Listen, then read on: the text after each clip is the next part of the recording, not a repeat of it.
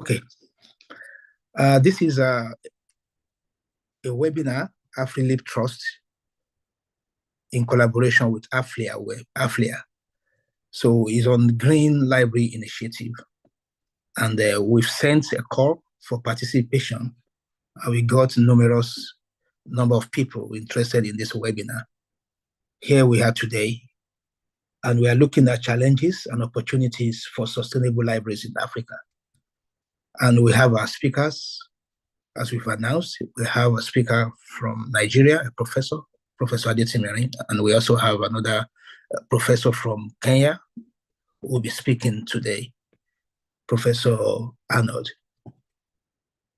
My name is Ayodele John Alunge, and also I have with me Stanley. Both of us will be moderating this program today. Stanley is the communication officer of Aflia, while I am the project director for Afrelib. So we are all here to moderate this program. Housekeeping, if you have any comments or questions, you can use the chat box. And when we have the interactive question time also, you'll be given time if you raise your hand for you to make your points, contribution, questions, or any other thing. So I also encourage that you can also interact with other participants by dropping where you are joining from, your name, and what you do. And as the time meeting will be going on, there will be a kind of a link, attendance list for you to fill. This meeting, there will be certificate at the end, and it's only for people that register. No, attendance. Registering is another thing. You are here. Then also being part is that you are here is by you filling the short attendance form to write your name as you want on the certificate. And the certificate is free. It's free of charge. Then we have an agenda. It's going to just be 90 minutes. We have welcome, as we are doing right now. Then we also have the presentation of the program. I mean, the webinar. The speakers will speak for 25 minutes each. Then after that, we have the interactive question and answers period. Then also we have the closing remarks at the end. So now I want to invite the representative of Afrelib, Mr. Larry Ajuwon, to give us an opening remarks. Over to you, sir. Good morning, everyone, and good afternoon. It's a pleasure to be here. Thank you very much for your time. Thank you, Dr. Alunge, Mr. Stanley, Professor Adetimiri, Professor Nwaba, Dr. Nkem, Ms. Doreen, and all the attendants and participants for making time to join this session. It's one of our first sessions and discussions about sustainable library and sustainable libraries in Africa as part of Afrelib's vision to cultivate and to build these type of libraries in the communities that we serve. So I just want to, again, thank you for your time, and I hope we all have a very informative and engaging session. Back to you, Dr. Alunge. Thank you very much, Mr. Larry Ajuwon. Mr. Larry Ajuwon is the visionary for Afrelib, and Afrelib will have the responsibility to promote Green Library Initiative in Africa, and also to have practicals to show by having a library across Africa, starting from Nigeria, Kenya, South Africa, even in Ghana, and across Africa. So we'll tell you more at the end of this program what we do. I'll invite Dr. Nkem to also represent the Aflia. Over to you, Ma. Thank you very much, Dr. Ayodele, and thank you, Larry. Welcome to everyone that is here in the room with us.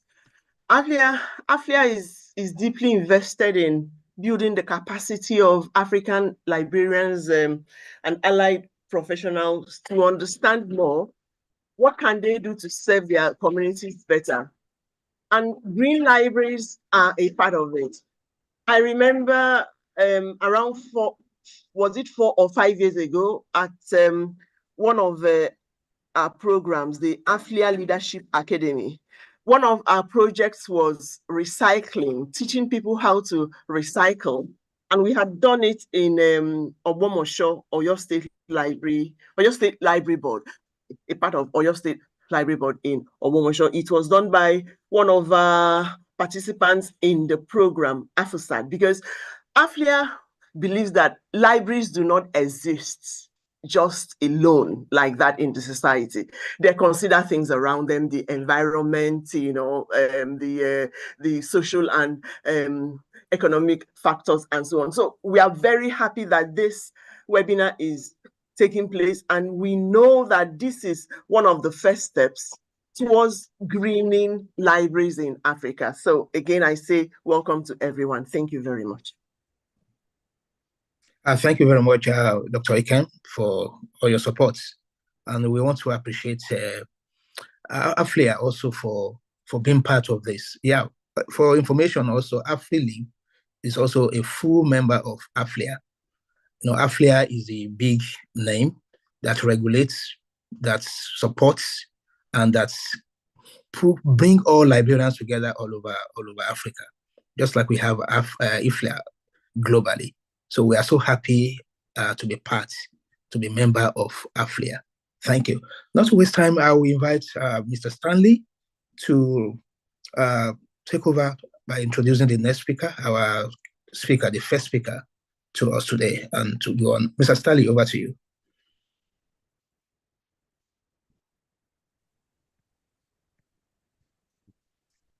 Hello, can you hear me? Yes, we can hear you. Yes. All right. Yeah. So good day, everyone. I'm going to talk about our very first presenter, who is Dr. Arnold Mwanzu. Dr. Arnold Mwanzu is from Kenya. He is the current chairman of the Kenya Library and Information Science Consortium. He's an associate professor at the Aga Khan University and the regional librarian East Africa, where he manages all the Aga Khan University libraries in Kenya, Uganda, and Tanzania. He holds a PhD in information science from the Moi University, a master's degree in information science from Kenyatta University, a master of science in organizational development from USUI, a certification in LibWeb program from University of Antwerp, Belgium, and a certificate in university leadership from DAAD program in the University of Oldenburg, Germany. He also has certification in Copyright X from Harvard University and evidence synthesis from ASI, that's a Cornell University, Carnegie Mellon University, and University of Minnesota. He's a current member of the AFLA Environment and Sustainability in Library section, the country coordinator and licensing coordinator of IFL and AFLA OCLC fellow from the J. Jordan Fellowship in Columbus, Ohio.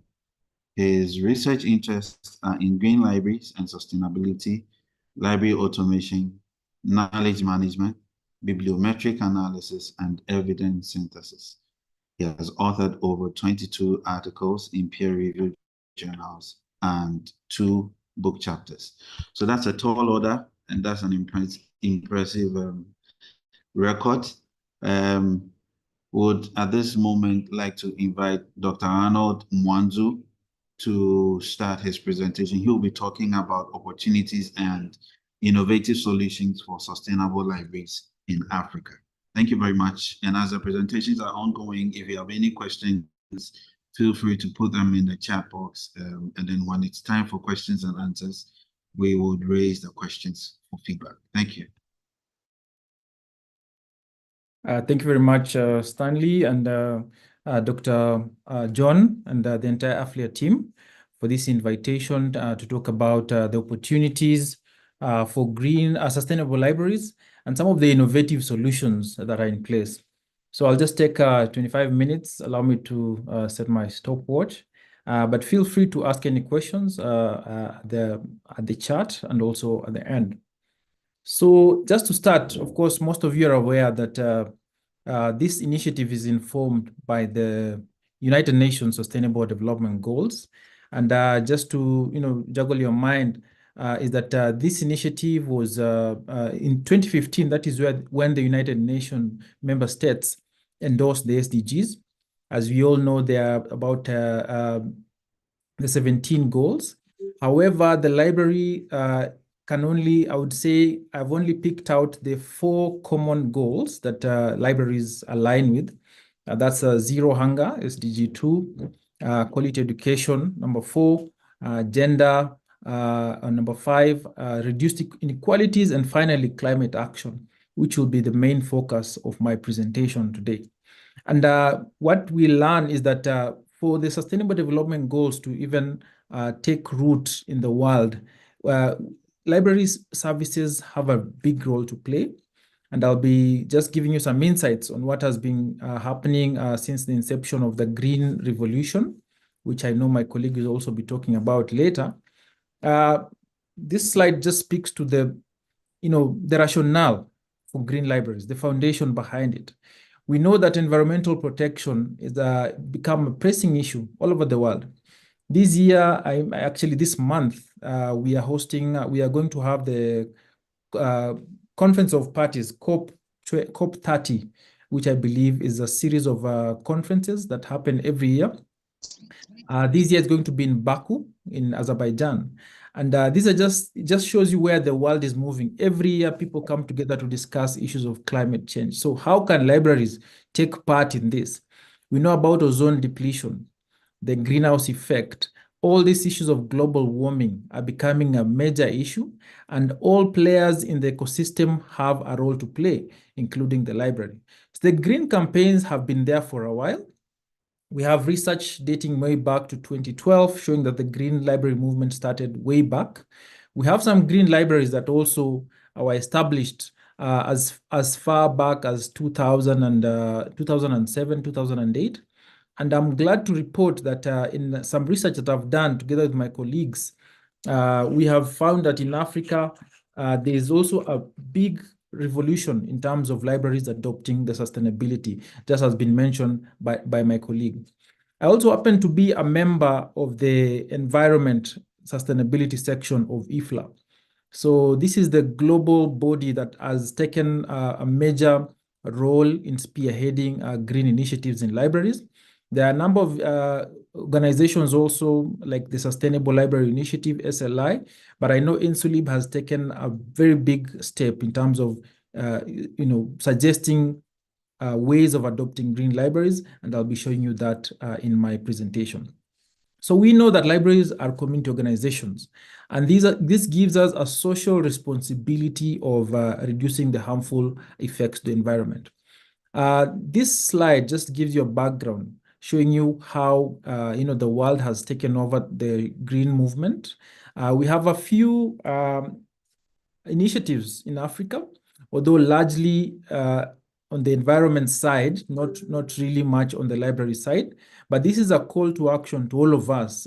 If you can do this in your library by the simplest of activities, which I will be showing you how some libraries have started doing this, then you will be part of the Green Library Revolution, which aims to create sustainable libraries and contain the effects of environmental changes. I also make a reference to this report, the emissions gap report, which was done in 2019. It projects that by 2030, we'll have 56 GT of carbon dioxide emissions, which is double what they're supposed to be. So every year, the carbon dioxide emissions are increasing. And if we don't act swiftly, then by 2030, the issue will actually have doubled. For Africa, I would say we are playing it safe because the issue of global warming has not been affecting us so much. But if you look at the other parts of the world, they're actually taking very huge measures, including issues of carbon tax and whatnot, because they know how serious it is. For Africa, I know it is not so much, even if you look at research, but I know with time, it is going to affect us heavily. There was another update in Glasgow 2021 when they had the COP26, and there was the conference came up with a deliberation and a declaration that we need to reduce these emissions, and this also includes libraries. So I'll just tell you what we've come up with from the research. We've seen that there are a number of green libraries in Africa. These libraries are embracing sustainable practices with the aim of reducing their environmental impact. This can be through services, it could be through their buildings, it could be through, the small initiatives, activities, social activities, and even, community activities. And this is a very important shift and also milestone for Africa. Community engagement, I know this is happening all over, where libraries engage with their communities, mostly public libraries, to promote sustainable practices. We've seen libraries that actually support, the Ministry of Environment or the Forestry Services departments in providing tree seedlings for people to come to the public libraries to pick the the trees and to go and plant. If I can give you an example, in Kenya, for the past 2 or 3 years, actually 3 or 4 years, the government has been very keen on encouraging tree planting in the entire country. And the Public Library of Kenya has been very active in this, encouraging children and school children through their environmental departments to plant trees. So this is one way that you can engage communities, and that not just public libraries, but even academic libraries. That's an example, the Daraja Children Library in Kenya. It organizes eco-themed events and workshops to inspire children, trying to build a culture from children who are growing up so that they know that as they grow, they need to take care of the environment. There's also the Green Africa Foundation, which is domiciled in Tanzania. And it's working with public libraries to conduct tree planting campaigns, providing environment educational programs. So this is just an opportunity that we can also tap in our different countries.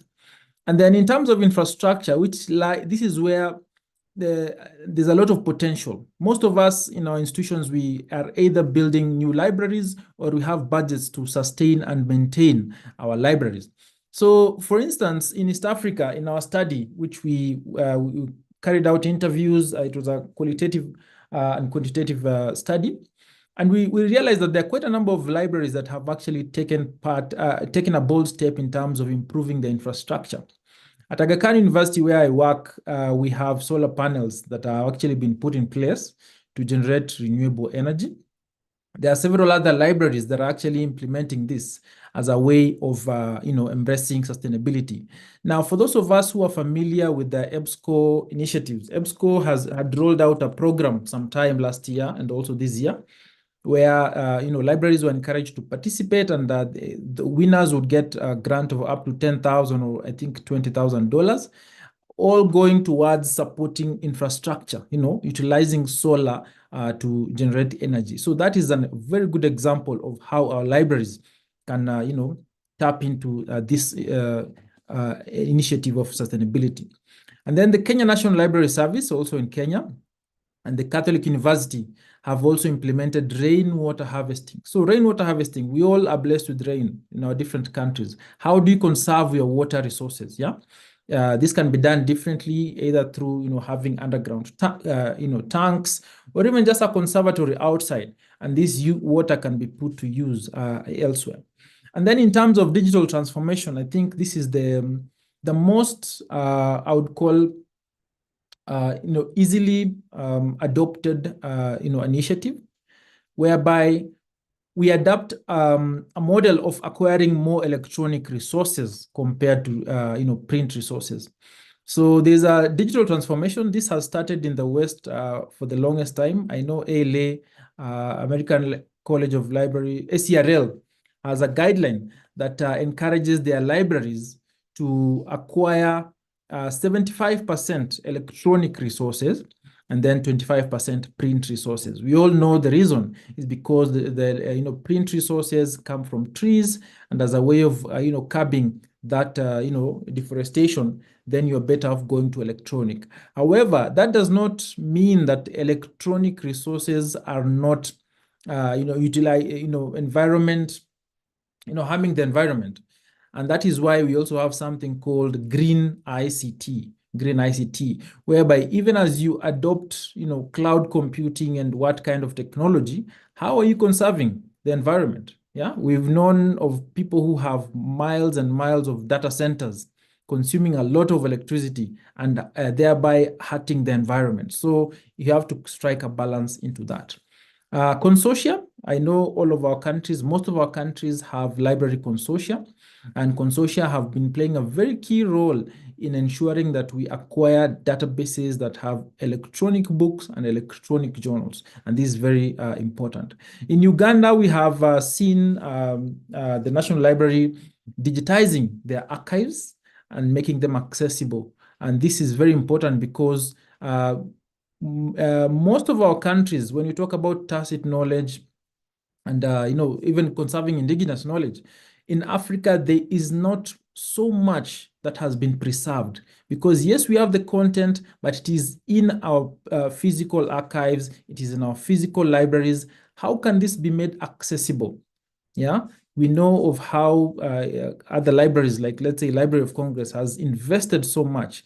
The other day I was having a discussion in a dinner that I was invited in the Library of Congress here in Nairobi. And it was funny to realize that the Library of Congress has more original Kenyan literature than our local libraries. You can imagine. They have gone to the field, they've gotten this digital information, these local publications, and they've digitized them and now put it in their library. So that's a call to all of us in terms of adopting digital transformations while going green. And then, of course, I've talked about sustainable collection development.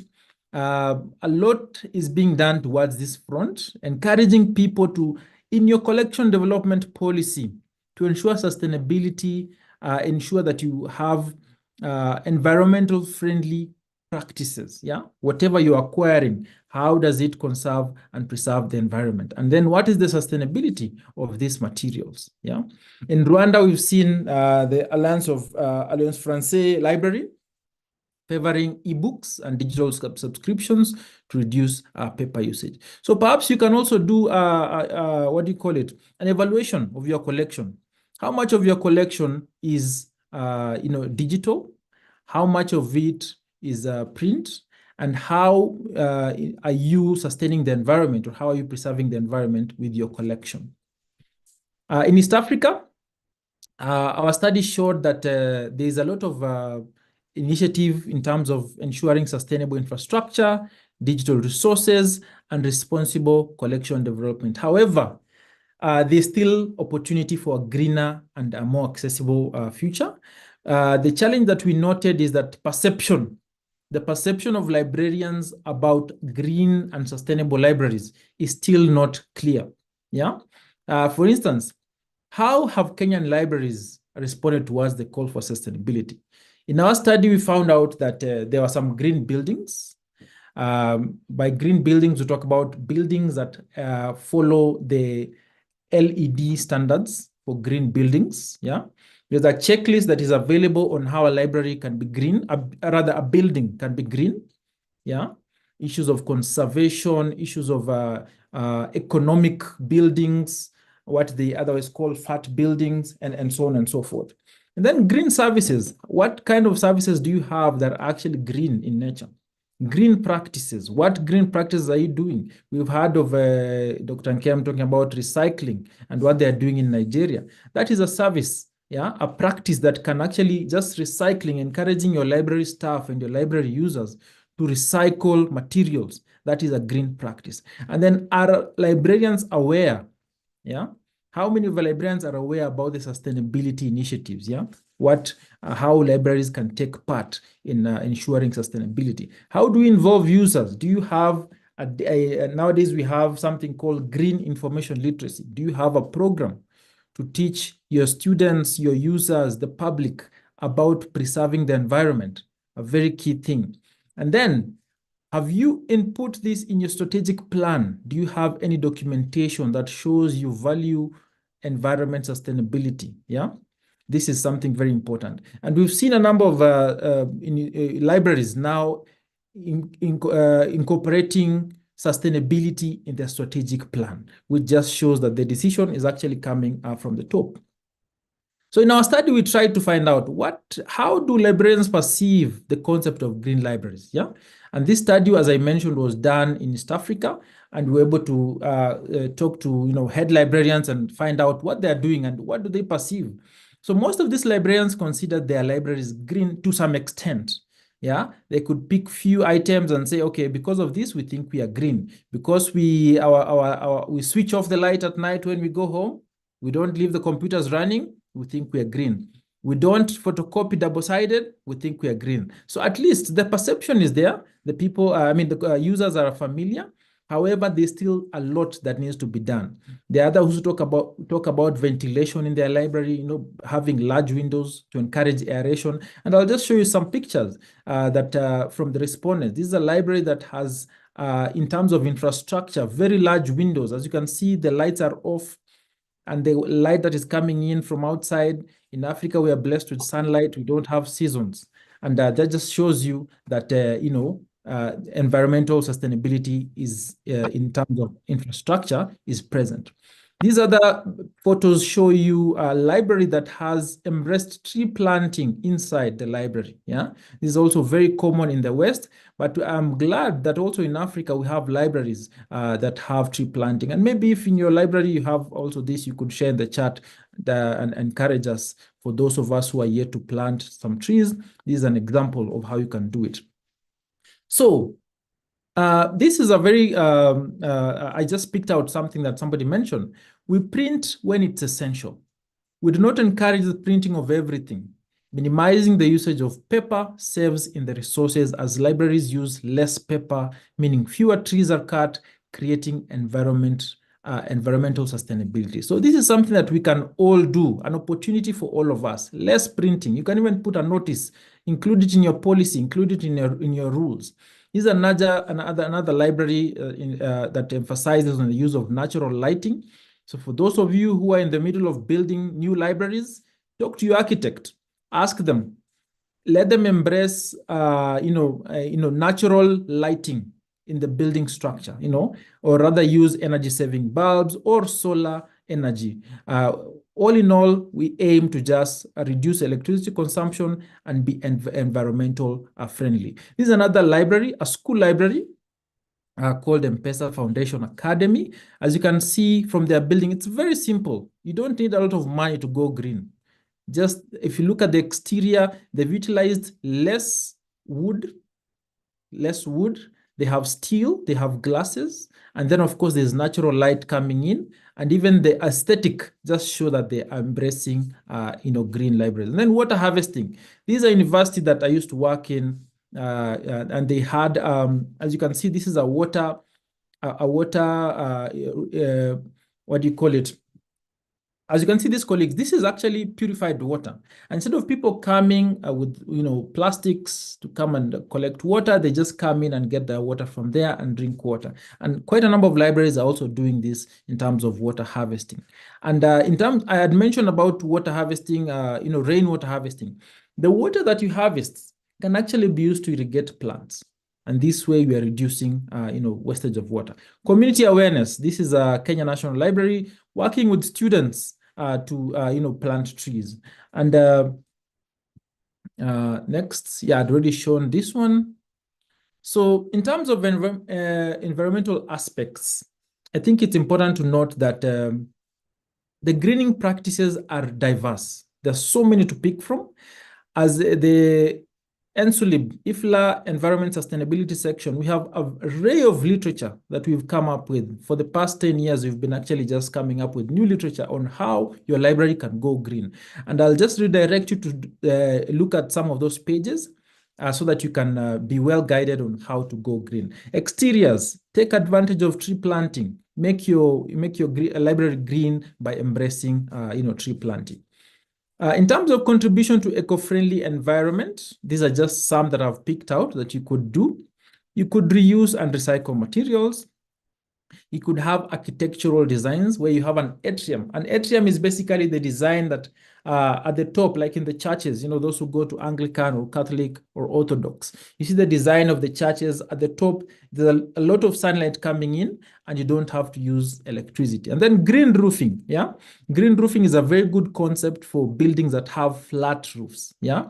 So at the top of the roof, you could either, utilize solar panels or plant and actually utilize that space to encourage sustainability. And then maintenance-friendly construction. How much money are you spending to maintain your building? Yeah, is it sustainable? Yeah, redesigning, utilizing intelligent arrangement. Intelligent arrangement is whereby spacing of the library, utilize space maximally.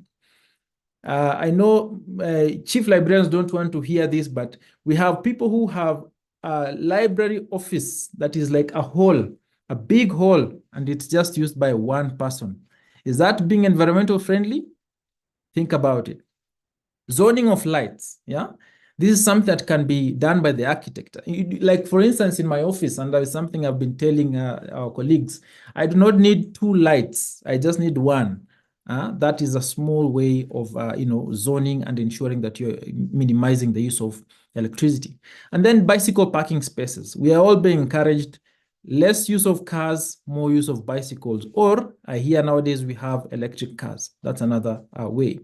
And green services. In our survey, we had a percentage. We just did a summary of how libraries are adopting green initiatives.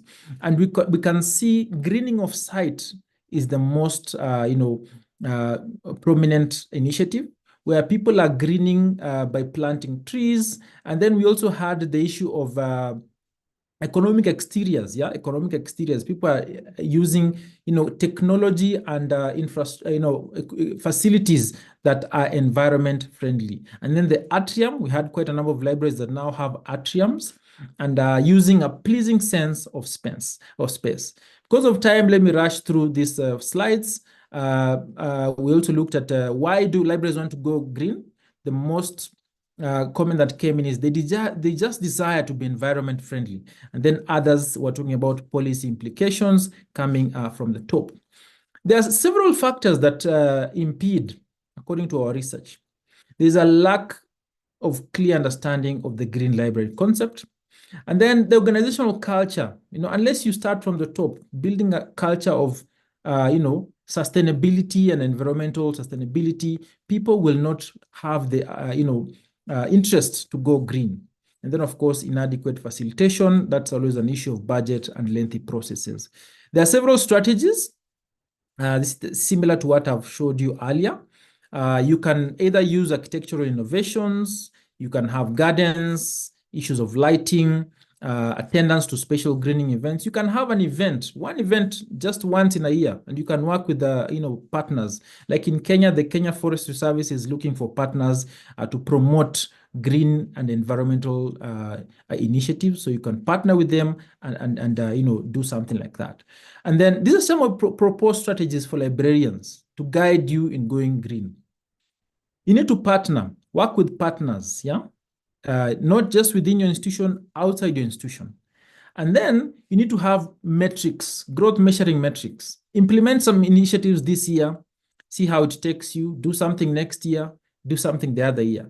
And to motivate you, there are certain awards, like I'll be showing you some of the winners of the IFLA Green Library Award, who are actually, it's a competition that is done every year, where you can submit submission of what you're doing, however small, however big, and then you can either be qualified to be a winner or a first runner-up. And this just shows that it motivates you in what you're doing.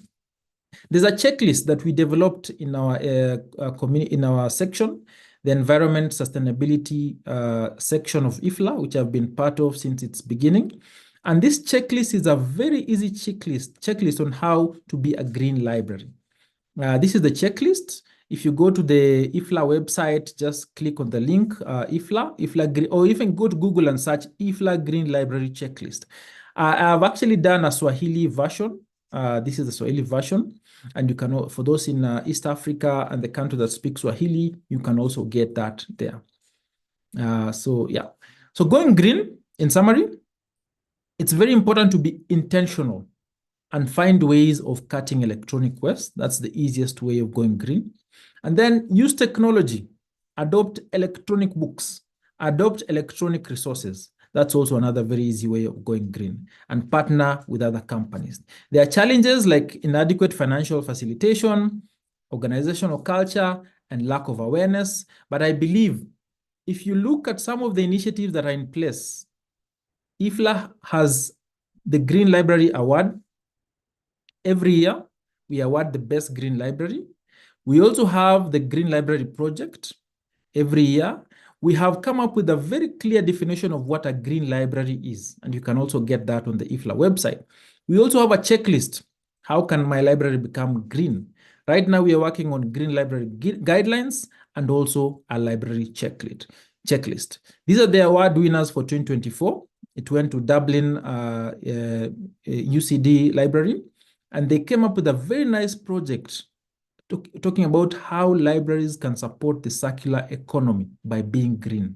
And then in terms of the project, we also have the US Missoula Public Library that won the award, and the links are there. Just see the fantastic work they're doing and be ready to implement this in your libraries. My final slide, these are just some of the opportunities and solutions.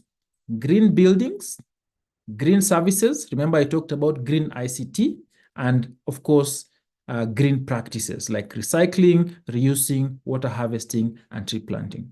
Thank you very much. I encourage you to join the Green Library movement. All right. Yeah, thank you. Thank you, Prof. Arnold. I think that we are enlightened. If you didn't have much information about this whole idea of sustainable libraries, the very down-to-earth explanations provided by Prof. Arnold, a range or a spectrum of activities that your library can represent or implement in support of sustainable library, libraries in Africa. We will move on to our next speaker. If you have any questions for Prof. Arnold, please, you can put them in the chat. There will be a time for questions and answers. Kindly do that for me. Is Dr. Ayo here? Yes. Thank you very much. We've seen the background now of the Green Library, and looking at a lot of examples within Africa and across outside Africa. So as you mentioned, you can drop your questions, on the chat. Now the next speaker to go further and go deeper into the challenges in Africa is Professor Irene Adetimirin. Professor Irene Adetimirin is a respected faculty member in the Department of Library, Archival, and Information Studies at the University of Ibadan in Nigeria. She earned a bachelor degree in agriculture, crop science from the University of Ibadan in 1989, followed by a diploma in data processing from the Institute of Data Processing Management, London, UK, in 1991. She later completed a master's degree and PhD degrees in Library and Information Studies at the University of Ibadan in 1987 and 2008, respectively. Professor Adetimirin is actively engaged in teaching and supervising research for both undergraduate and postgraduate students.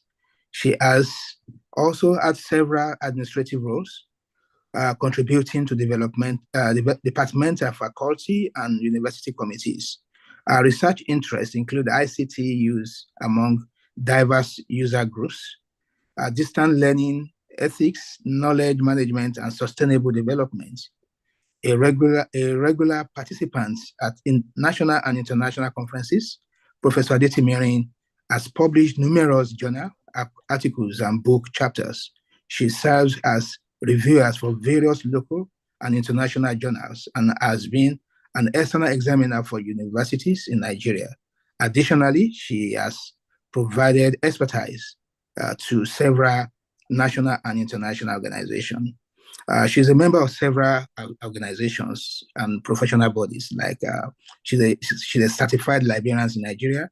She's a member of Nigerian Library Association and other great associations. Professor Adetimirin is also committed to community service, supporting secondary schools and library professionals through organizations like Concerned Parents, Education, and so on. And she is the lead of LISCOM. The LISCOM is a team that's organized conferences and workshops every year. And coincidentally, they did something on Green Library this year, and looking at her background in agriculture, she's really the right person to speak on some of the challenges we have in Africa. Here, I open the floor for our Professor Irene Adetimirin, to take over to make a presentation for 25 minutes. Thank you very much. The organizers, Afrelib Trust and Affilia, thank you for the opportunity given to me to make this presentation. I'll be discussing on challenges for sustainable libraries in Africa. Dr. Alunge, can you share my slide for me? Yes, I will do that right away. Okay. Yeah, sorry.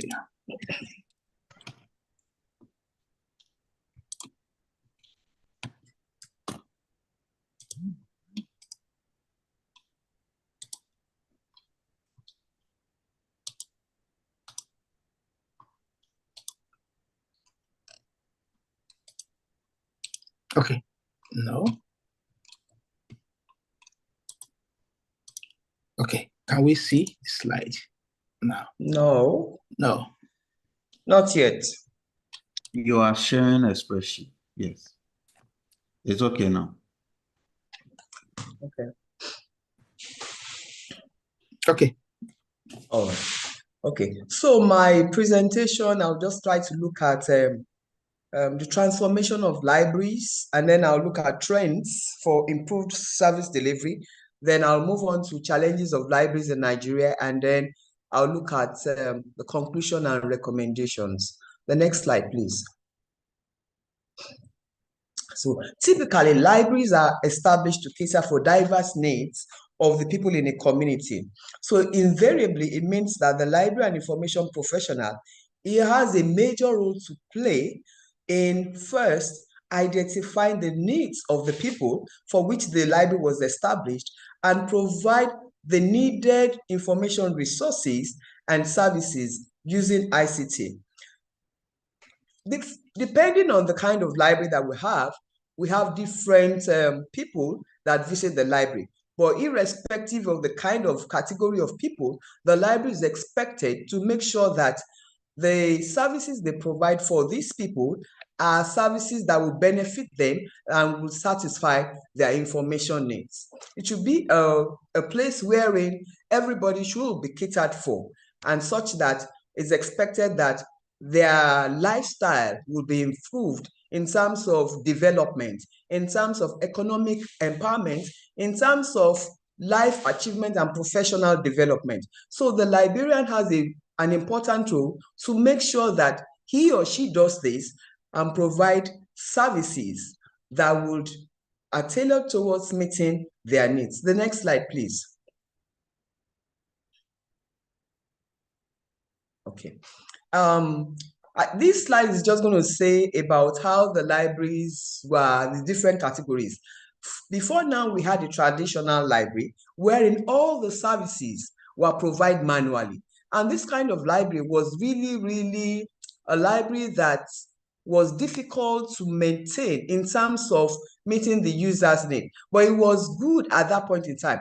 But with the influx, with the adoption, with the integration of information and communication technology, the traditional library does not cater for the needs of the people generally. So that made the library to transit to what we call a hybrid library, wherein both the traditional services are provided, manual services and electronic methods, because we found out that the users have access to electronic resources, and so the services that they will provide must be services that are tailored towards delivery using ICT.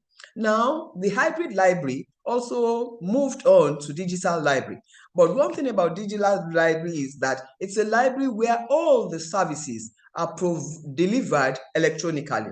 Many libraries in Africa are in the stage of the hybrid library, wherein they provide both the manual and electronic service delivery. That is a blend of the two to be able to cater for the users. The next slide.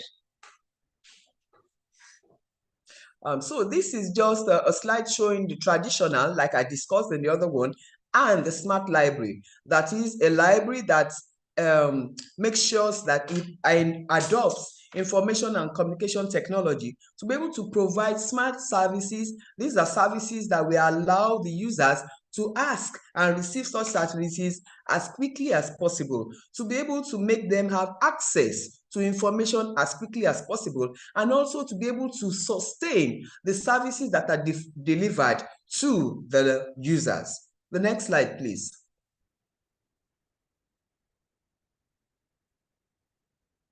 Okay, now for a typical library, that is a library that is in hybrid that is using both the manual and the electronic, is expected that some services are expected to be provided, and these include access to collection that is tailored towards meeting the needs of the users. So you provide both print and electronic resources for your users. You also provide green spaces where you have spaces also for learning, maker spaces, spaces for meeting, spaces for discussion, spaces for training within the library. So you also have, the library is also expected to be able to digitize information resources. And this is really important because we have so many resources that are old, and we need to preserve them. And one way of preserving these materials are to digitize materials so that they can have a longer durability for users to use them. Now, for a library in this trend, in this era in which we have, there's a need to use emerging technologies to improve the services that are delivered, wherein you use robots and artificial intelligence, and you also have personalized services using ICT, and you can have those personalized services only when you know the needs of the users. So you are providing services that are tailored especially towards specific needs of a user, and not just general information resources to the general people. Thank you. Next slide, Dr. Alunge. Now, this is just showing you what a library is supposed to be like. A library in this era, where you have different shelves, where you have different users and you have different sitting arrangements. We can see that in the first picture on the left, we see users having different sitting arrangements. And on the right side, we find a library that has adopted green spaces, where you see plants that are planted. And this is a trend which is important for us in this trend, so that we can conserve our environment. And I want to say that the former speaker has spoken so much about green libraries. So it is something that we need to do as librarians. And it is something that we should, when we're looking at the environment, we could start from somewhere. And the other speaker also told us how we can start making our libraries to become green. The next slide. So this is just a picture of a library in University of Stratford, and it shows that, looking at the architecture, that they've tried to, they're environmental friendly, because we see that they have large windows and that the sun can come in, so they do not have to put on the lights during the day. And the environment, the ventilation, is something that is also taken into consideration. And so we have a lighting that does not encourage you to put on the lights, like in many libraries in Africa or even in Nigeria, where during the day, because of the building, the architectural structure, we have to put on the lights during the day. And this is not good, because it doesn't conserve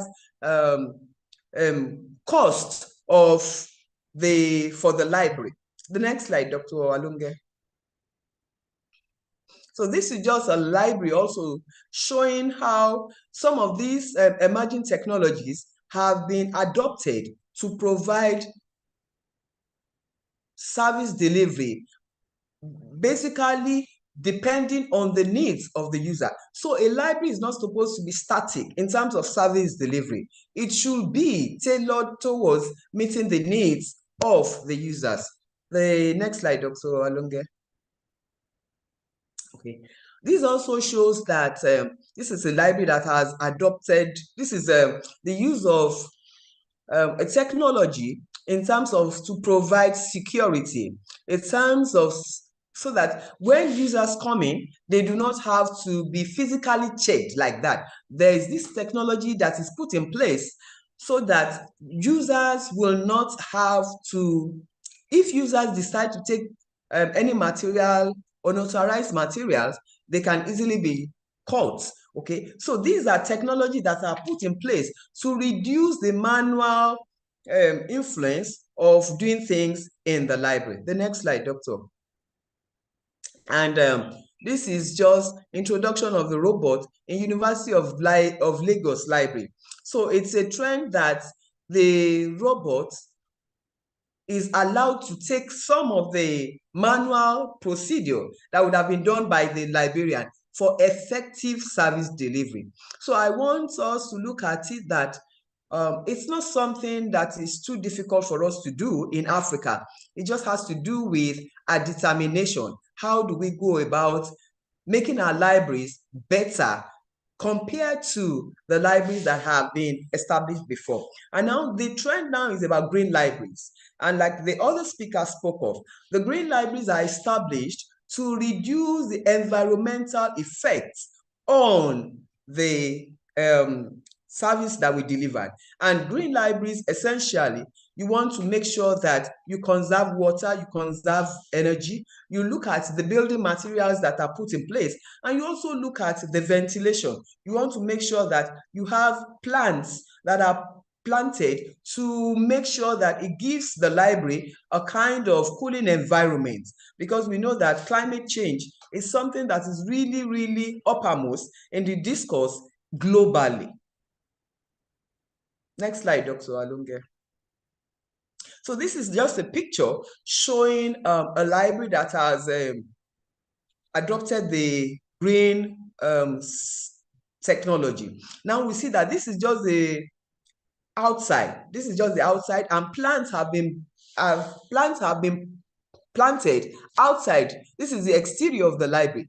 And like my other presenter said, that things that we could do will also be to provide spaces for bicycles. We can see that in front of the library, we find out that spaces have been provided for bicycles. So you reduce the number of cars, you now have more people coming to the library with bicycles, and therefore reducing the fossil or the carbon monoxide that is emitted through the use of cars. Next slide, Doctor.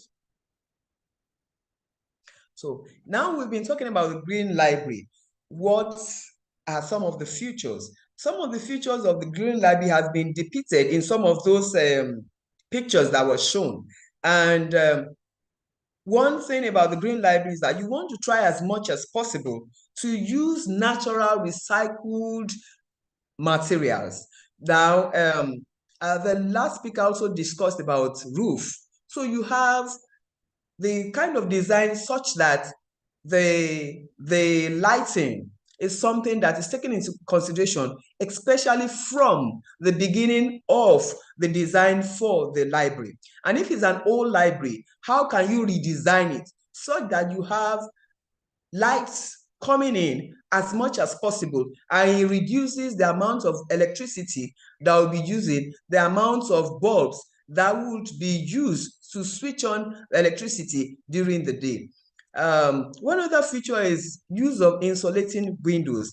Now, many libraries are expected to improve the air quality within the library. And one way in which you can do that is to have large windows such that the air quality that is coming in will be much, and it reduces the use of air conditioners. Okay, so Another feature of a green library is that you are expected to use energy efficient lighting.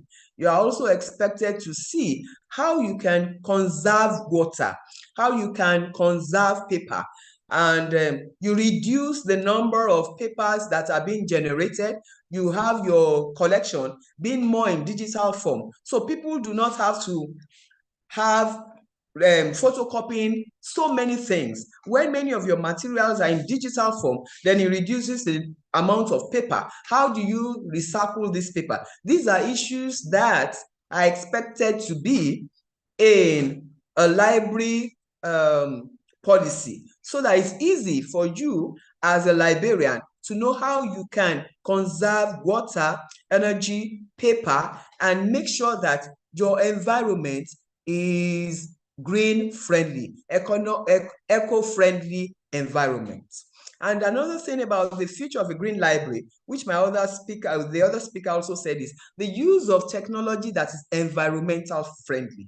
And this is a key issue, because some cases when you see in the libraries that they are no longer using their laptops, maybe they want to buy some laptops or some desktop, it becomes an issue.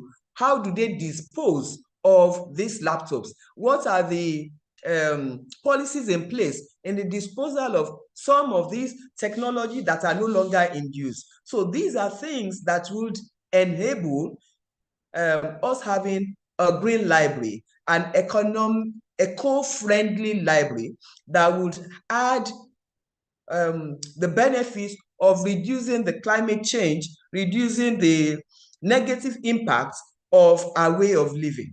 Yes, next slide.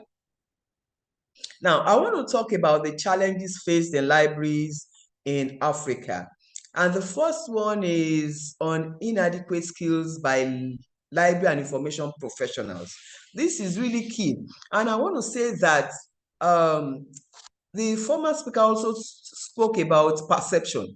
I want to say that many library and information professionals are not willing to develop themselves on a continual basis. What works 2 years ago may not work for now. So as library and information professionals, some of them do not have the ICT skills to be able to use this ICT friendly technology to deliver services in the library. Another major thing is the attitude of library and information professionals. Many of them have a negative attitude towards change. Many of them do not think that there's a need for them to change. Many of them see the emerging technology as a technology that's come to take away their jobs, whereas it's not like that. So many of them do not think that some of these, the green libraries concepts, the emerging technology, using more emerging technology to improve service delivery, some of them do not see the reality of it being adopted in Africa. So the next slide. So some are not willing to learn new things, and some of our library and information professionals do not see the need for continual professional development.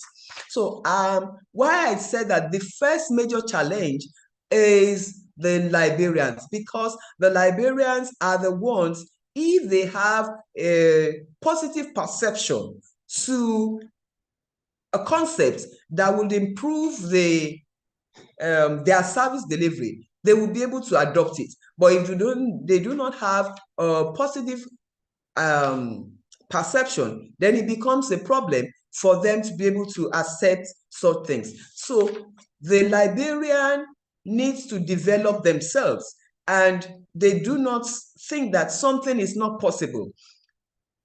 If they do not have that right perception, then it becomes a problem for them to see why they should adopt green libraries or adopt emerging technologies to improve the services that they are providing for their users.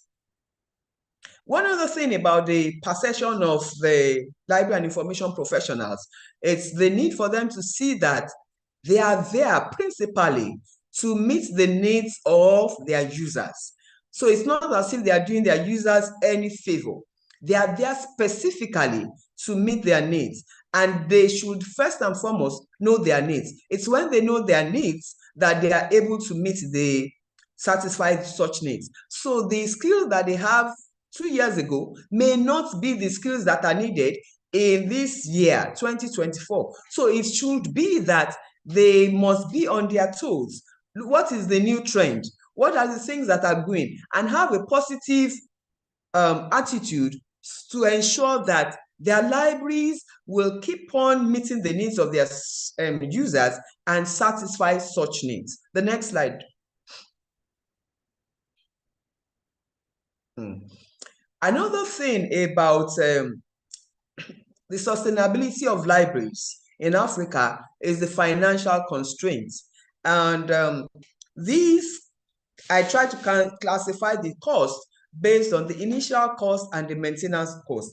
The initial cost for something like maybe subscription of electronic resources, digitization, maybe employment of staff with needed skills, and the need for the library to convert to some of these spaces to green spaces, or to even have spaces that will be tailored towards meeting the needs. Spaces like you can have spaces for discussion in the library, you can have spaces for cafe, you can have spaces for people to relax, you can have spaces for maker spaces where people can learn. So it shouldn't be the typical orientation of what a library should be. So all this conversion of different rooms and different spaces to the present spaces that meet the needs of the student, of the users, are based on costs. So they have cost implication.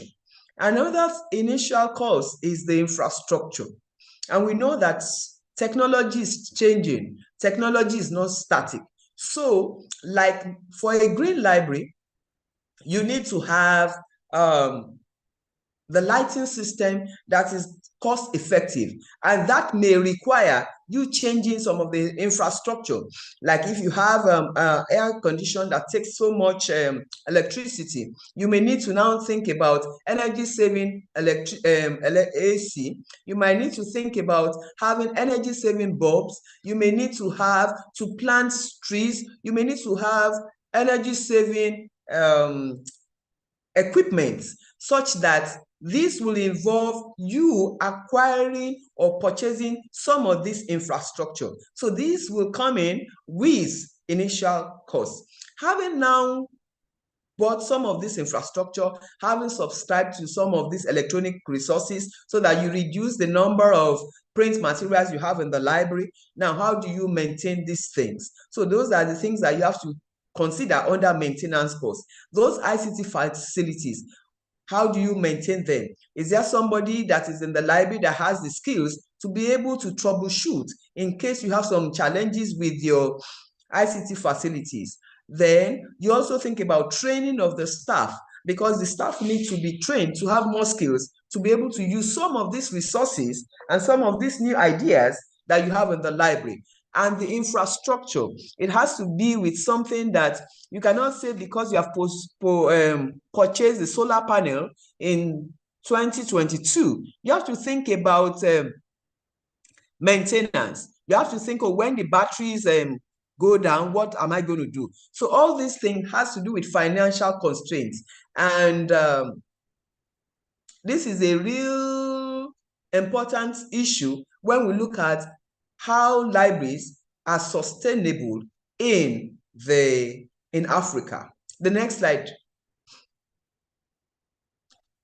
Another thing is the inadequate infrastructure. Inadequate infrastructure. One of the reasons now that I couldn't share my slide, because I'm thinking about the connectivity, and I decided that it's better for me to send my slides so that they can share. You know, in many African countries, we have unstable internet connectivity, and this has to do with the bandwidth. And because we know that bandwidth are cost related, so the library may not be able to have acquire the necessary bandwidth to have the internet connectivity that will cater for all its activity in terms of service delivery to the users. Another thing is the irregular power supply, but irregular power supply. This is a critical issue in some African countries and Nigeria, for instance, because even in the last 2 weeks, we've had the power grid. We've had challenges with the power grid, and these are constant things. So such inadequate infrastructure is a major challenge to the library being sustainable. Now, another thing is inadequate infrastructure in terms of the ICT equipment. Now, for libraries, because emerging technologies are not static, so there's a need for you to upgrade your technology, the ICT equipment that you have. But this could be an issue because it is also cost related. Many of these libraries do not have the financial capability to be able to upgrade their ICT equipment, their software that they are using in the library. Another issue is the absence of emerging technologies. In some libraries and in many libraries in Nigeria, for instance, they do not have some of these emerging technologies that could assist them in improving service delivery. In terms of, if we look at some of even academic libraries, university libraries, how many of them can boast of having robots in their library? How many of them can boast of having some of these emerging technologies that will assist service delivery? Okay, so inadequate infrastructure is a key challenge for sustaining libraries in Nigeria and Africa. Next slide. And this slide is just on maintenance and sustainability. And I want to say that even if you have good collection, even if you have databases that are embedded in the library, what are your plans for sustaining them?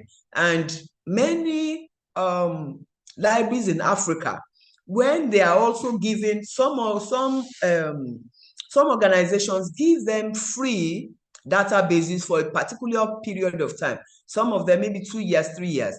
There is no sustainability plan that, okay, I have an electronic resource that has been given unto us and it's going to be for 2 years. There is no plan that after the expiration of those 2 years, what happens? How do you want to sustain that?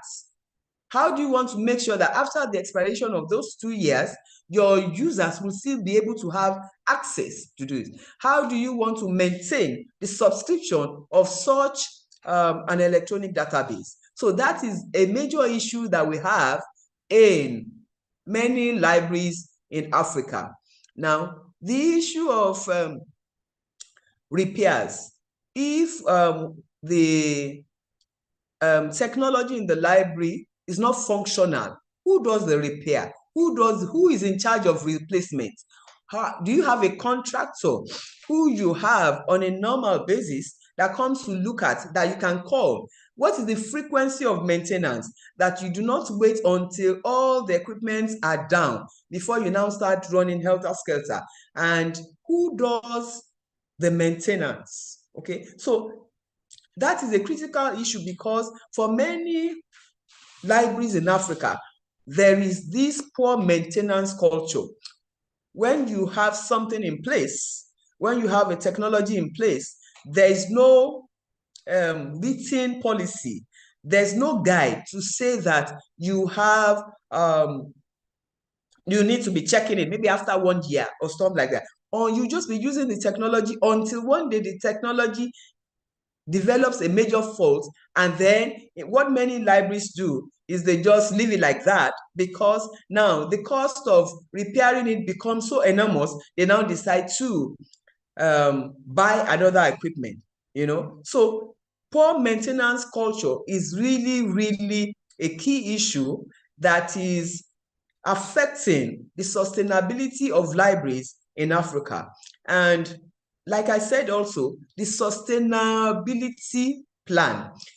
Who is it? Do you have a short plan, a middle plan, or a long-term plan for your libraries in terms of subscription, in terms of digitization? How do you want to digitize those materials you have?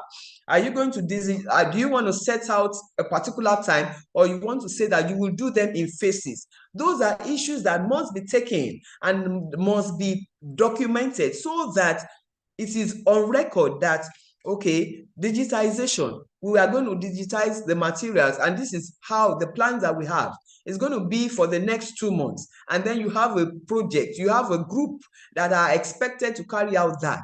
And okay, for the library, we want to make our libraries to become a green library. How do we do that? What is the plan? How do we start? You know, so those are issues that many libraries in Africa do not take into consideration. Next slide, Dr. Alunge. Next slide. Another issue is security. Security. Many libraries in Africa do not have adequate security in terms of protecting their library collection. You know, many have not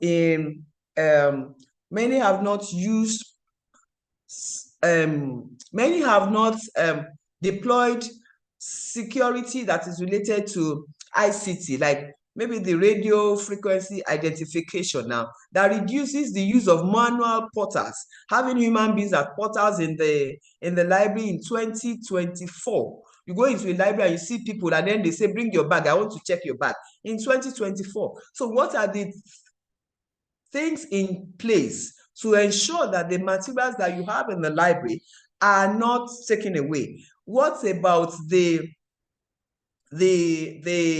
environment? How secure is the environment? What is in place to make sure that the environment is secure? It's secure from, we've had many cases where libraries are vandalized when there are protests. What are the security measures put in place to ensure that, irrespective of what happens, the library and the collections and the infrastructure there are maintained and secured? The next slide, Dr. Alunge.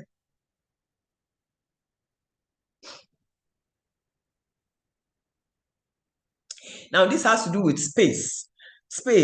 It has to do with creativity, lack of creativity on the part of the librarian to change the design.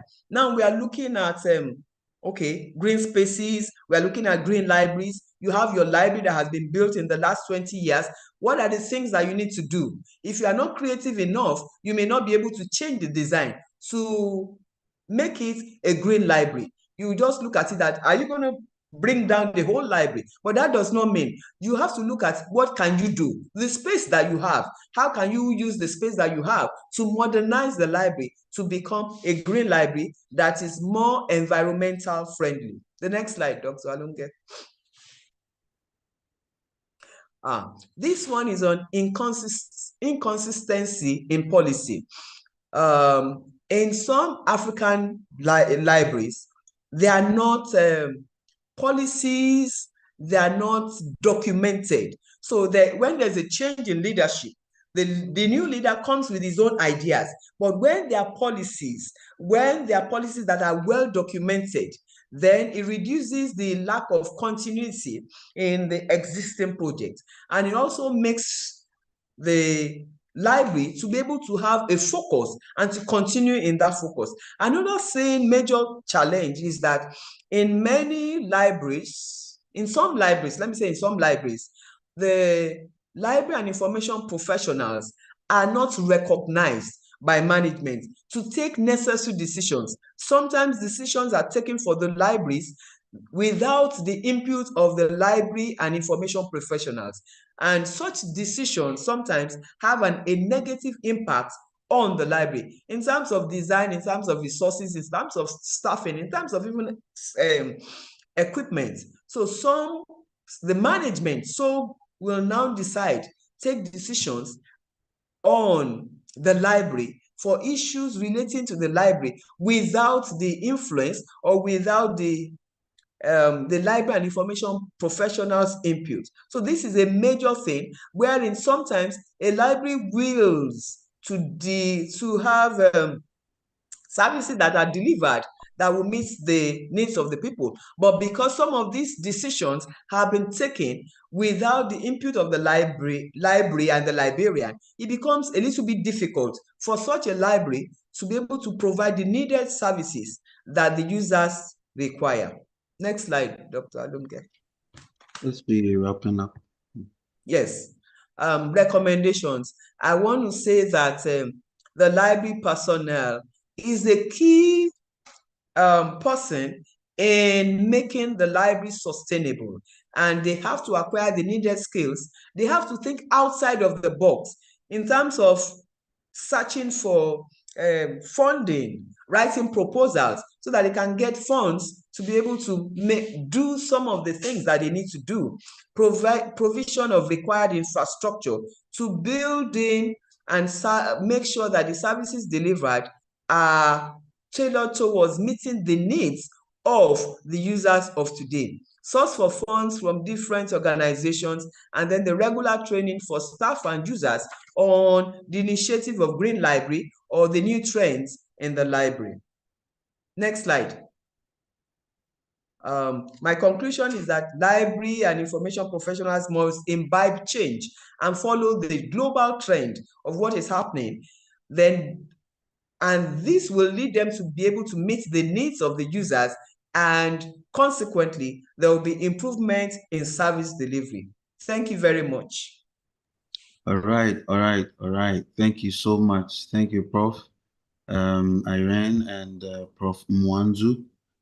Colleagues, it's time for questions and answers and feedback. Like I earlier mentioned, if you have any questions, kindly put them in the chat. We have a few that have come so far, so we would start with those rounds, and then any other questions that follow, we would attend to them. Hello, Prof. Mwanzo. I think this first question would go to you. There's a question that says, are there partners for green libraries available for collaboration at all? Are there partners for green libraries available for collaborations at all? But before you respond to that, let me mention that the session is being recorded, and so you would have access to the webinar resources after here. A few of us have requested for the presentation slides. I'm sure the Afrelib team would send those resources after here. But yes, and then there is another question that says, is there a relationship between Green Library and real life project? Honestly, I don't know what that means, but I'm sure either Prof.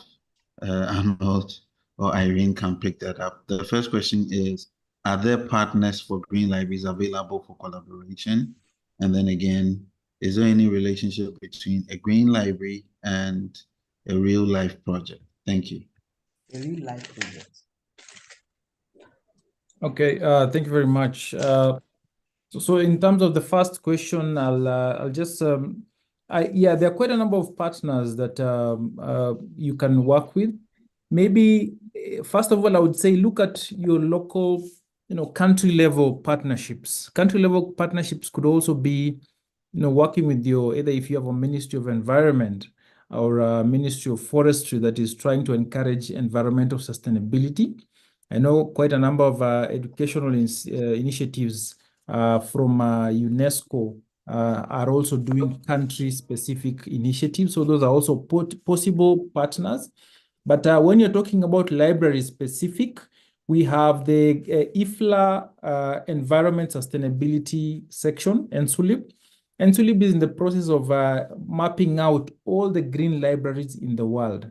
So we'll be sending out a call through IFLA, whereby we want to assess what level of adoption is there in the world. Yeah, the same way we have a library map of the world by IFLA. Now we want to come up with a green library map of the world. So that is an area of partnership, just as a recognition of your library being green. And then there's this partner here, Sustainable Library Initiative. I'll just try push it closer. So that we'll take it to SLI. SLI, if you go online and just Google Sustainable Library Initiative, it's based in the US. However, they are doing a recruitment of libraries across the world. I'm not so sure if, yeah. So you could also visit their page, see how you can partner with them. I know they might not necessarily provide you with the finances, but in terms of ideas of how to go green, all that is there. They have a checklist, same way we have a checklist at IFLA Afrelib section. And then the other, I know there's some NGOs like Green Africa. Green Africa is working with the, just community institutions, public libraries. They're working with public libraries to ensure awareness. So also look at your local area. I know Goethe Institute, the German organization, has also been working with a number of public libraries across the world. So Goethe Institute are also good partners that you can reach out with, propose to them a program, and then see if they can give you some sort of funding. And I also saw a question about, for those libraries that don't have many resources, how can they go green in the simplest of ways? So there are so many ways, and allow me to, if I can just share my my screen, I will show you the IFLA. As I told you, every year they come up with a program called IFLA Green Library Awards. So I'll just try and show you some of the projects and award. Allow me to just share my screen. So from here, you could actually see how a small library with the most noble budget, how can it become green? Yeah. And we have award winners from the year 2016 all the way to 2024. And if you look at some of the submissions here, there are libraries from, Ukraine, other libraries from, rural parts of China. We also had some few libraries. We had a library from Botswana and one library from Kenya in the recent past. So what I'm just saying is that there are very simple ways that you can go green, from recycling to reusing to reducing the use of paper, and talk about the smallest of activities that you're doing, and you could win an award. So I encourage you to go to this page. This page is the page for IFLA Environmental Sustainability section. As I mentioned, we have a checklist, we have guidelines. If you just go to resources, you'll find all that information. Thank you. All right, thank you. I'd wanted Prof. Irene to also have a bite at that question, since she or her presentation was also on the challenges for going green or challenges for sustainable libraries. And so maybe Prof. Irene, you may want to, because you mentioned in your presentation the issue about lack of resources and all. So yeah, what's your take on this question? So thank you. Like Prof said, I think it just has to be with the need to want to grow green. And irrespective of the fact that your library is a small one, like Prof also said, in terms of the kind of resources you have, that's one. You want to try and make sure that you have more of digital electronic resources. You want to also make sure that you recycle some of these things. You want to make sure that you use energy-saving bulbs. How do you conserve water? Those are little things that any library can imbibe in the library to make it green. Plants, around trees, around your library. Okay, so those are simple things that a library, no matter how small, if it is, you just have maybe 3 staff, it's just to cater for maybe like 20 people, it can go green. So it depends on the initiative and the drive of the librarian to determine that I want to go green, and then he or she will take it from there. Thank you. All right, thank you. I think Femi adds to your point on determination and the drive to go green. He cites, sorry, I don't know if it's a he or she, but he cites the example of a section in the UI library where there was a transparent roofing, but along the line, probably due to maintenance, leakages and all of those things, so they switched from the transparent roofing to the long span roofing. And then you had plants and flowers and greens all around and fountains, but then they're all gone because of, lack of maintenance and leadership and all that. So yeah, I think it's adding to your comment on, the drive. And I think there's a need. It's not just about the decision, but the need to sustain the drive. So whilst you need to sustain your drive to sustain the library, you need to sustain your drive to have a sustainable library. Yeah. Or sustain your interest to have a sustainable library. Yeah. So any other questions or input from anybody else? I just want to also make an input. Yes, go In ahead. Afrelib, Afrelib Green Library is a trust, actually based in the UK, and that is the reason why we are working with Aflia to make this program done. So it's part of what we are doing. Afrelib, we've been working on some research, along this area, and also at the end of this meeting, we're going to also announce what we are also doing, working with Aflia, so that we can all come together to promote sustainable practices, in our libraries across Africa. Thank you. Right. So Prof. Nwanzo, I will come back to you on this question. Yeah. So you mentioned all the aspects or the opportunities that there are for creating a sustainable library. Of course, some of them are, if you say, capital intensive, and the kind of nature or the kind of situation we find ourselves with, lack of resources and all. If you can hammer more on the green services and the green practices, because these ones, one would say, not many of them would require as much capital as the rest of them that has to do with infrastructure and all. So that, for instance, if I'm asking myself, what is the status of my library at the moment? Can I call my library a sustainable library? And then I look at the services I'm offering, and I look at how the floor map of the various sections that I have. Do I have a certain green corner where I can compile and group or have a collection of anything that has to do with climate? These are very, very simple things that one can do.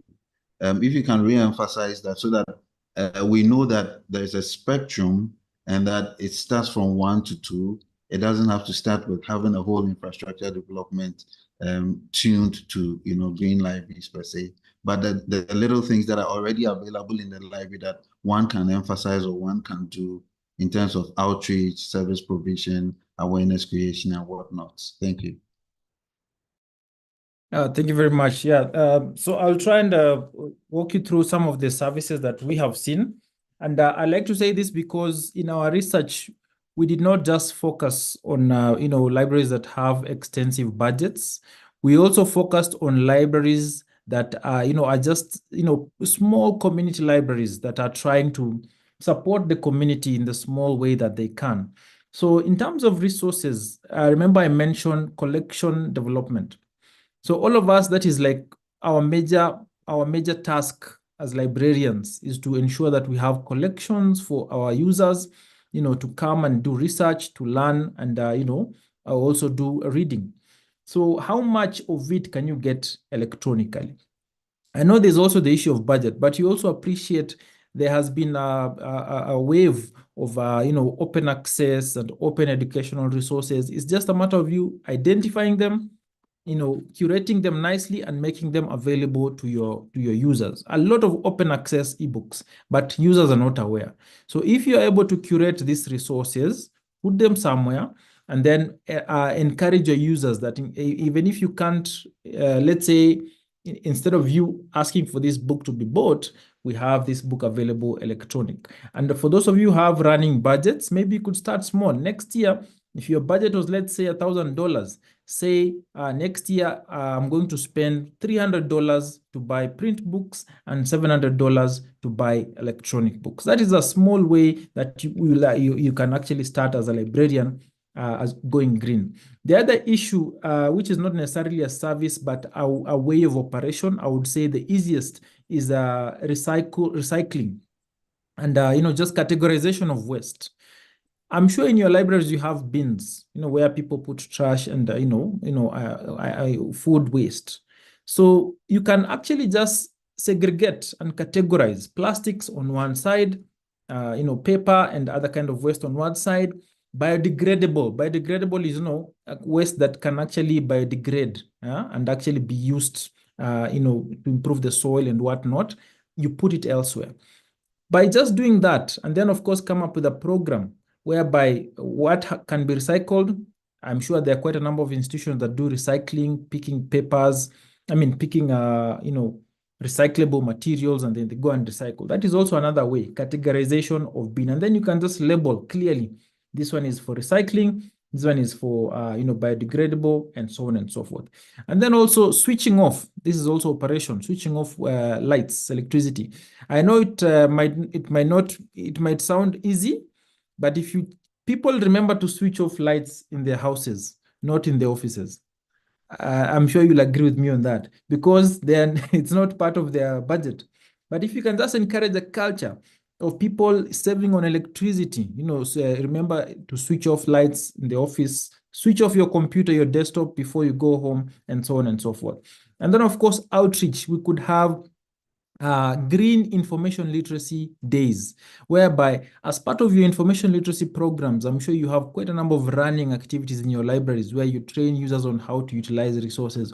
Also just have a green in IL day where you're training colleagues on how to, be environmental friendly, how to avoid wastage, and so on and so forth. And then community activities, outreach, tree planting. Have a library tree planting day. Just decide. I know the World Environment Day happens sometime in October thereabout. If it is not being celebrated in your institution, decide that you're going to call it Library Tree Planting Day, and then get some seedlings out there and go plant trees outside your library. But in terms of services, there's a lot, especially in terms of adopting electronic ebooks, and then of course how we serve our users. We've seen colleagues talking about implementing, technology that can assist you in, serving users. If you have the budget, well and good. We have RFID technology, which is also very good. But for a library that does not have enough budget, start in the simplest of ways. Go through the checklist. The checklist of IFLA is there. It can guide you on how to go green. In terms of community partnerships, that can actually work well if you are in a public library where you're working with the community. As you know, a library is actually a center point for community engagement. So identify NGOs, identify government partners, public partners, where you can actually work with them, and we can organize a session. Let's say you just want to do an awareness session about the community. What is environmental sustainability? How does conserving water help? That in itself is a green service. Yeah, because remember, services are not just about books for us as librarians, but how we serve the community in ensuring knowledge knowledge is absorbed, and also we are creating an informed society. Yeah. All right, thank you. I probably will pick the last question, and then we'll hand over to Dr. Ayo. Talk about the tree planting initiative in Ghana, for instance. Every June is a Green Ghana Day, and that the country or the nation distributes trees for free to everyone to plant a tree. And I would say that not much has been seen about the libraries in Ghana taking advantage of this to promote, the Green Libraries Initiative, and taking advantage of this to encourage giving their patrons to be part of this exercise. So yeah, that's one thing. There's a question here. Maybe that will be the one that I want to talk about. Okay, the question is now, okay, so what can we do about heat generated by equipment used in the library, such as computers, printers, copiers, servers? Yeah, I mean, who's going to answer that question? I think the idea is about mitigation, not complete removal. And so that's the principle of environmental sustainability. But yeah, anybody wants to have a bite at this question? Yeah, so maybe I can say something, and then Prof can also add. So remember, when we were talking about green practices, there was something about infrastructure. when you look at green buildings, because now this is now not on the library side, but mostly on the construction. We have architects who are actually coming up with green buildings. There are some standards that guide certification of a green building. In Kenya, we have quite a number of buildings that have actually applied for certification to become green. Now, for you to become a green building, you have to adopt certain technology, which also includes heating and ventilation. So yes, they're just the same way we have electric cars that don't use any fuel. We have ACs that are very economic in terms of ecology, environmental sustainability. So yes, I think it's just a matter of talking to your architects, talking to the people coming up with the building. There's a wide variety of equipment and facilities that are eco-friendly. And once that is adapted, then I'm sure you won't have issues of, utilizing too much electricity. All right. Yes. Thank you. There's a comment in there. I think I should mention it. It says there are green devices also that emit less heat and perform as much. Yeah. So that's also another input. I would maybe allow Prof to give the final remark, and then I'll hand over to Dr. Ayo to continue. Thank you. I just want to say that appreciation to the organizers of this webinar, and I've also learned some more things from Prof, because learning is not static. Knowledge acquisition is something that is on a daily basis.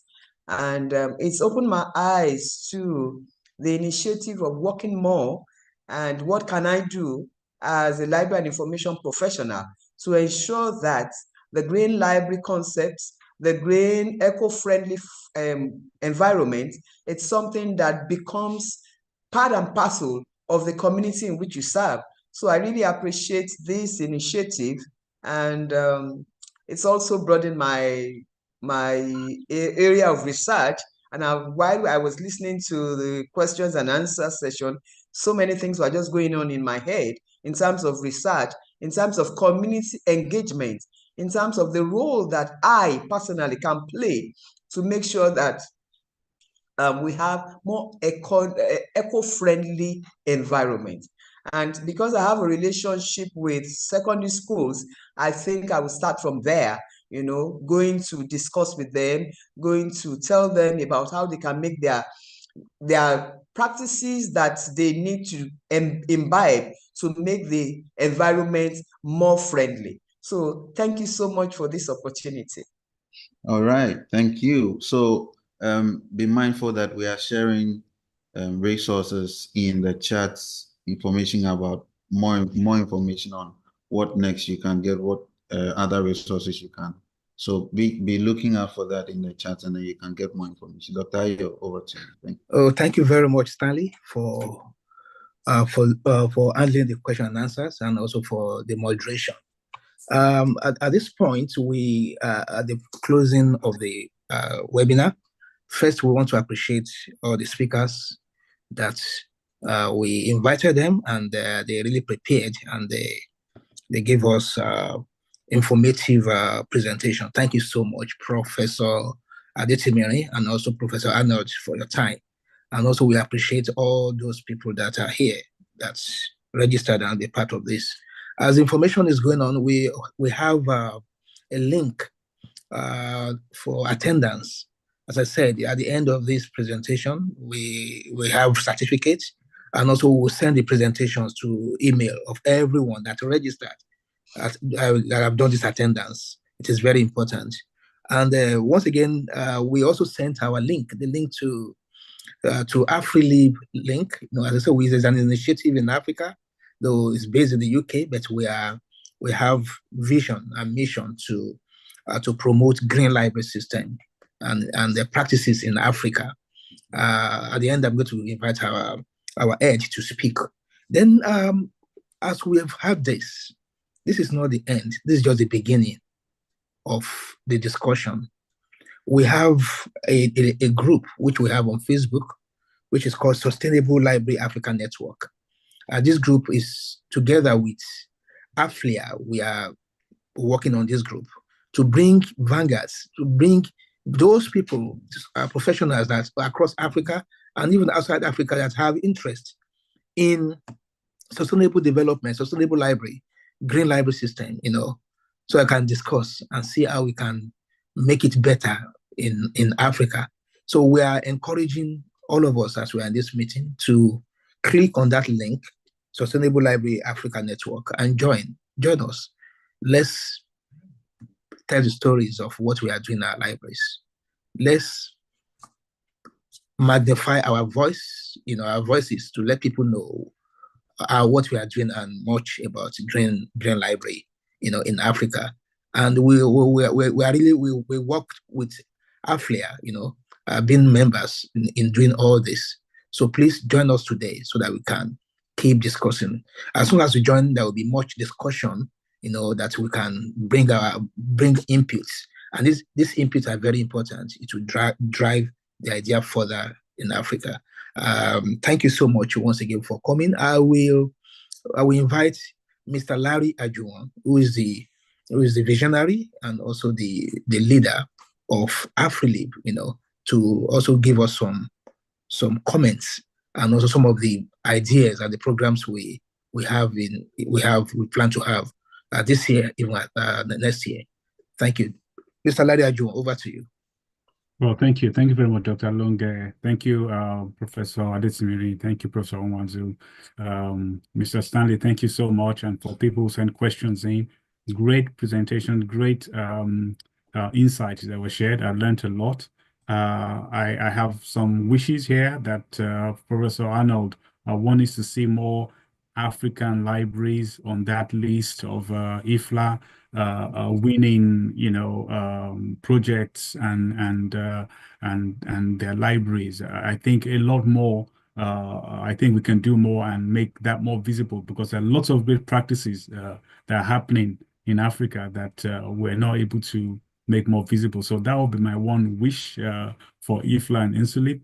Professor Adetimiri, my one wish on your side is the one about the skills and the attitude that, when we say we're going to the library and the librarians, everybody's excited, because you know that when you get there, you're going to have creative things happening, and the librarians and the information professionals are there going to help, and they will have all the resources and funds to make whatever they want to do to improve service delivery. So that's my one wish from some of the comments that you made. Apart from that, as Dr. Alonge said, this is just the beginning. We hope to have more workshops. We're planning for one in Lagos, in the Goethe Institute next year. And we will be working very closely with Afrelib, Dr. Inkem, to move this discussion forward from the interest group. And to one of the questions somebody mentioned about what do green libraries look like? Professor Arnold, you already outlined 5 actions there, which I noted down, from collections, resources, planting trees, those kind of things. I think if you do all 5, then you're a green library. Okay, there might still be maybe more 10 to do, but I think with those minimum 5, it's a good way to start. So with that, I want to just stop and thank everybody. And I hope you can join our group and we carry on the conversation and really make great things happen with libraries in Africa. Thank you. Yeah, thank you very much. Before we go, you can just put on your video if it's possible, so I can have a group photograph, all together. This is a virtual one. This is a sustainable practice also. We're not using any printing. So just put on your video, then we'll do this. We'll take the picture of you, smile. And again, we also have a conference coming up next year in Ghana, in Kenya, Karatina University. Is on sustainable practices, sustainable knowledge. So we encourage you to be part. Or we'll go to Kenya, everybody. We expect you there. So just put on your video and you can put a smile so that you can just take a picture, if you wish. Okay, another page. We have many pages. Okay, yes. Yeah, so just a minute. There's some other pages I've not taken. The last page now. The last page. Just a minute. Okay. Good. Make sure there won't be story. Make sure you fill the attendance. Later, we had some people attended, and my attendance sheet is still there, still much available. Make sure you fill the attendance sheets so that there won't be story later that I was at the meeting and I couldn't get. Yes. So that is all. Thank you once again. Yeah. Yeah. You can unmute maybe to socialize. Maybe just for 2 minutes before we end this call. Thank you, everyone.